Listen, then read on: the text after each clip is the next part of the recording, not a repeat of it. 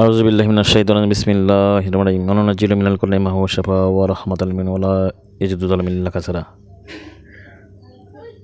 প্রিয় ভিউয়ার, আজকের video topic হচ্ছে সূরা ইয়াসিন দিয়ে 15 টাকা আদায়। সূরা ইয়াসিনের মাধ্যমে 15 টাকা আদায় করতে পারবেন। আগে নিয়ত করবেন, ইন্নামা আমালু বিন্নিয়াত। শরীর সমাজ জীবন যাপন করে 5 ওয়াক্ত নামাজ আদায় করতে হবে, তাহাজ্জুদ নামাজ আদায় করতে হবে, হালাল হারাম বেঁচে চলতে হবে। ওই লোক কাজ করলে কাজ হবে, অন্যের হক নষ্ট করা যাবে না। এবার আসেন মূল কথায়।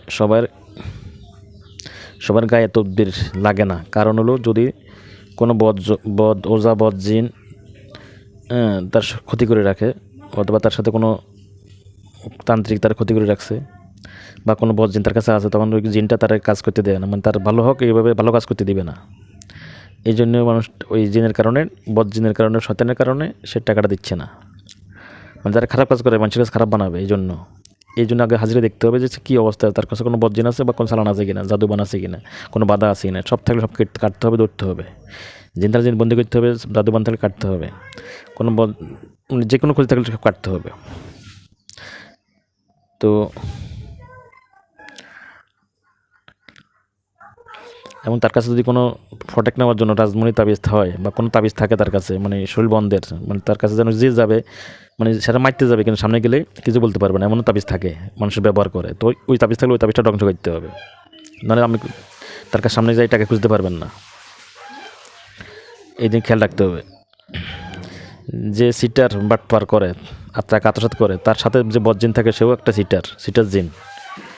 ওই বদ লোকের মতো সেও সিটার, মানে জিনটা সিটার, এই লোকটার সিটার বানা ফেলাইছে। তবে আল্লাহর কালামের কাছে সব ফেল। এই তদবির করার পর যদি টাকা না দেয়, যদি টাকা না দেয় তদবির করার পর, তো সে তার ব্যবসা থাকলে ব্যবসা ধ্বংস হয়ে যাবে, তার চাকরি থাকলে চাকরি চলে যাবে, মানে তার ক্ষতি আসবে, মারাত্মক ক্ষতি আসবে। যদি টাকা দেওয়া হয় 1 লাখ, তার ক্ষতি হবে 50 লাখ, হয়তো ফকির হয়ে যাবে সে।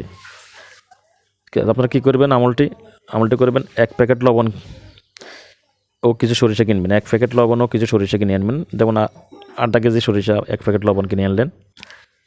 তো ওইখান থেকে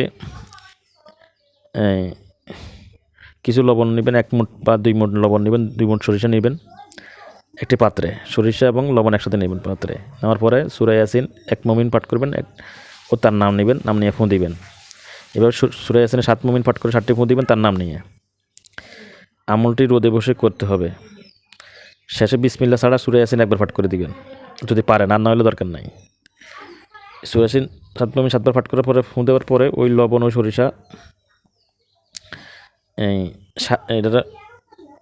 এটাকে আপনি যদি একদিনে করেন, আজকে করেন, আর যদি বলেন মানে 7 দিন এটা একসাথে করবো, তাহলে সবগুলো একসাথে করবেন। ওই লবণ 1 প্যাকেট, সরিষা যা আনছেন সব একসাথে ফুঁ দিবেন।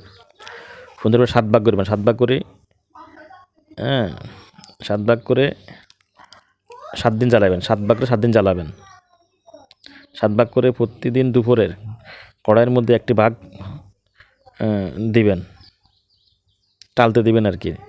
টালার পরে ওই বলবেন যে আল্লাহ, এই লোক আমার টাকা দিচ্ছেন না, তাকে যেন আমল করতে তুমি কবুল করো, তাকে যন্ত্রণা দাও যেন টাকা দিয়ে দেয়। তারপরে এই কথা বলে গরম হয়ে গেলে আগুনে ঢেলে দিবেন চুলের ভিতর। আগুনে টালার সময় নিয়ত করবেন যে ওই লোক, তার বাপের নাম বলবেন, তার নাম বলবেন, স্মরণ করে তদবির করবেন।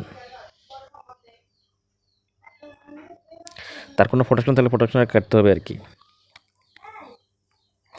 তো যখন আগুনে ফেলাই দিবেন, আগুন জ্বলে যাবে, নিয়ত করে দিবেন। এভাবে করতে থাকলে ইনশাল্লাহ, যদি ইবলিশ শয়তানের কোনো নেটওয়ার্ক থাকে তার সাথে ওটা নেটওয়ার্কটা কাটতে হবে। কথা বুঝছেন? আশা করি এই আমলটা 7 দিন করার শেষে সে নিজ থেকে বলবে যে ভাই 80 টাকা নিয়ে যান, বা টাকা দেওয়ার জন্য সে চটপট করবে। এই আমলটা করবেন। এক কথায় বলতেছি, 1 প্যাকেট লবণ, কিছু সরিষা, এইগুলোর মধ্যে সূরা ইয়াসিন 7 মুমিন 7বার পাঠ করে 7টা ফুঁ দিবেন। পরে বিসমিল্লাহ ছাড়া আবার একবার ইয়াসিন পাঠ করে ফুঁ দিবেন। এটাকে 7 ভাগ করবেন, 7 ভাগ করে 7 দিন দুপুরে জ্বালাবেন, 7 দিন। তাহলে সে টাকা দিয়ে যেতে বাধ্য হবে ইনশাল্লাহ। ওয়া মা তাওফীক ইল্লা বিল্লাহ ওয়া মা তাওফীক ইল্লা বিল্লাহ।